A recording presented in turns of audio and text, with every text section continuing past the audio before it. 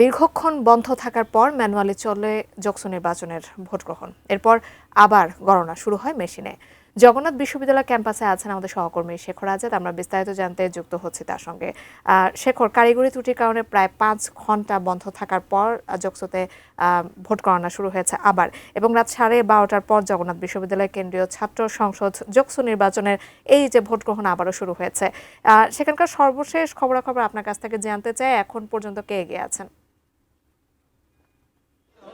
জাকিয়া, আমি আগের বুলেটিনে যেরকমটি বলছিলাম যে 8টা কেন্দ্রের ফলাফল প্রকাশিত হয়েছিল এবং সেখানে হচ্ছে ছাত্র শিবিরের প্যানেল অদম্য জবিয়ান, সেই প্যানেল এগিয়েছিল, কিন্তু কিছুক্ষণ আগেই আরও 3টা কেন্দ্রের ফলাফল ঘোষিত হয়েছে। সেখানে আবার ছাত্রদল সমর্থিত যে ঐক্যবদ্ধ নির্ভীক জবিয়ান, সেখানে হচ্ছে রাকিব সে এগিয়ে গিয়েছে।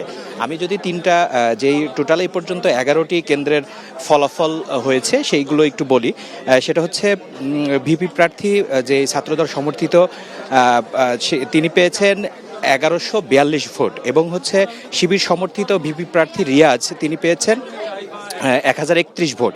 এখানে ব্যবধান আছে 111টি, এগিয়ে আছে ছাত্রদল। এবং জিএস প্রার্থীর খবরটা যদি বলি একটু, আব্দুল আলিম তিনি হচ্ছে শিবির সমর্থিত প্যানেলের 1076 ভোট পেয়েছে, এবং হচ্ছে খাদিজাতুল কুবরা যে ছাত্রদল সমর্থিত প্যানেলের 570 ভোট, এবং হচ্ছে এখানে আবার শিবির এগিয়ে আছে।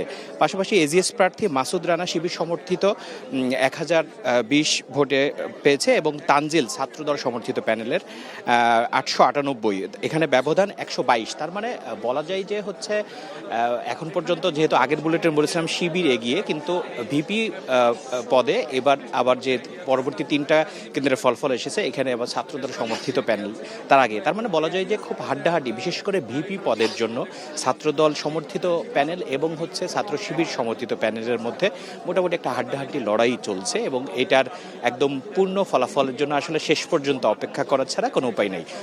টোটাল আপনারা জানেন যে টোটাল 39টা কেন্দ্রে ফলাফল ঘোষিত হবে, তার মধ্যে মাত্র 11টি হয়েছে, এখনও অনেক বাকি আছে। এবং আমরা এখানকার পরিবেশটা একটু বলতে চাই। সেখানে হচ্ছে কেন্দ্রীয় নিয়ন্ত্রণ কক্ষেই এই ভোট গণনার কাজ এবং হচ্ছে ফলাফল প্রকাশিতর কাজটা এখানেই হচ্ছে। এখানে কিছুক্ষণ পরপরই যখনই একটা কেন্দ্রের ফলাফল গণনা শেষ হচ্ছে, তখনই নির্বাচন কমিশনার এসে তিনি ব্রিফ করছেন এবং ফলাফল ঘোষণা করছেন।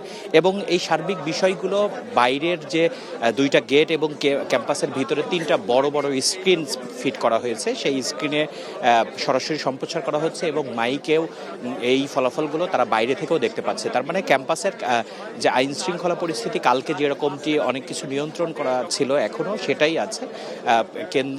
ক্যাম্পাসের মধ্যে শুধুমাত্র সংবাদকর্মী এবং হচ্ছে নির্বাচন রিলেটেড ব্যক্তি ছাড়া কাউকে ঢুকতে দেওয়া হচ্ছে না। যারা ফলাফল শুনতে আগ্রহী তারা বাইরে বসে স্ক্রিনের সামনে দেখতে পাচ্ছে, এবং ভিতরে ক্যাম্পাসের ভিতরে যে স্ক্রিন আছে সেই স্ক্রিনেও তারা দেখতে পাচ্ছে। এবং হচ্ছে সার্বিক পরিস্থিতি আসলে সবাই আসলে উদ্বিগ্ন, এবং সবাই অধীর আগ্রহে অপেক্ষা করছে যে আসলে পূর্ণ ফলাফলটা আসলে কতক্ষণে আসবে। তবে সার্বিক পরিস্থিতি এবং যেই স্পিডে, যেই গতিতে আসলে ফলাফল প্রকাশ করা হচ্ছে, বলা যায় যে বিকেল হবে পুরোপুরি পূর্ণ ফলাফল পেতে। এই ছিল আমার কাছে জকসু নির্বাচনের সর্বশেষ